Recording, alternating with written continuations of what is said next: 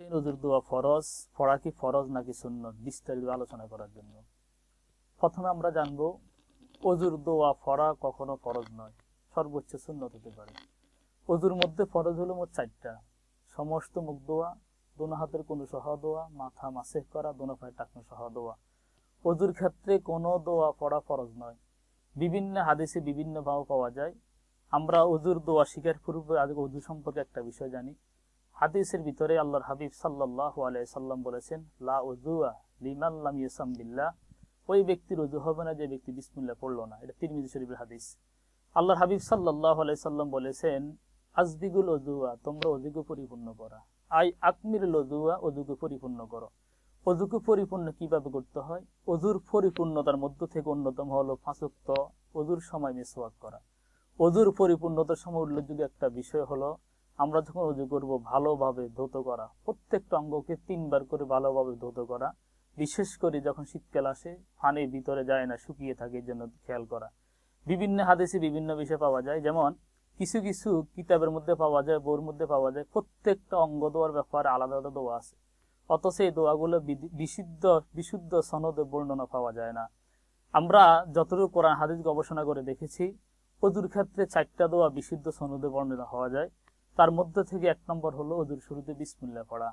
তিরমিজির শরীফের হাদিস, আল্লাহর হাবিব সাল্লাল্লাহু আলাইহি সাল্লাম বলেছেন, লা উযুয়া লিমান লাম ইয়াসাম বিল্লাহ, ওই ব্যক্তির ওযু হবে না যে ব্যক্তি বিসমিল্লাহ পড়লো না।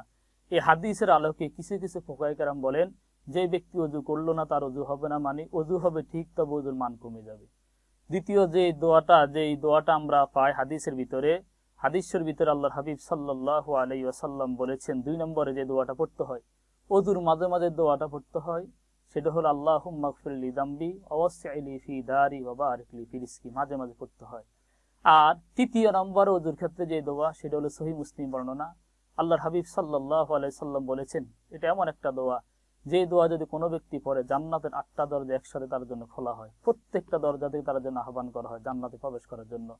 দোয়াটা হলো কালিমায়ে শাহাদা, আশহাদু আল্লা ইলাহা ইল্লাল্লাহু ওয়াহদাহু লা শারীকা লাহু ওয়া আশহাদু আন্না মুহাম্মাদান আবদুহু ওয়া রাসূলুহু। চতুর্থ নম্বর যে দোয়াটা আমরা পাই, সেটা তিরমিজি হাদিসে বর্ণনা। আল্লাহর হাবিব সাল্লাল্লাহু আলাইহি সাল্লাম বলেন, আল্লাহুম্মা জাআলনি মিনাত তাওয়াবিন ওয়া জাআলনি মিনাল মুতাতাহহিরিন। তার মানে বোঝা গেল ওযুর মধ্যে মোট 4টা দোয়া পড়া বিশুদ্ধ সনদে বর্ণনা। 1 নম্বর হচ্ছে ওযুর শুরুতে বিসমিল্লাহ পড়া। দ্বিতীয় নম্বর হচ্ছে ওযুর মাঝে মাঝে একটা দোয়া পড়া, আল্লাহুম্মা গফিরলি যামবি ওয়াসসি'লি ফি দারি ওয়া বারিক লি ফি রিজকি। 3 নম্বর হচ্ছে ওযু শেষ করার পরে আশহাদু আল্লা ইলাহা ইল্লাল্লাহু ওয়াহদাহু লা শারীকা লাহু ওয়া আশহাদু আন্না মুহাম্মাদান আবদুহু ওয়া রাসূলুহু। চতুর্থ নম্বর আরেকটা দোয়া পড়া যায়, যে তিরমিজি শরীফের বর্ণনা, আল্লাহুম্মা জাআলনি মিনাত তাওয়াবিন ওয়া জাআলনি মিনাল মুতাতাহহিরিন। এই ছাড়া যে বাকি দোয়াগুলো ভিন্ন ভিন্ন অঙ্গ প্রত্যঙ্গের ব্যাপার আমরা পড়ে থাকি, এগুলো বিশুদ্ধ সনদে বর্ণনা পাওয়া যায় না।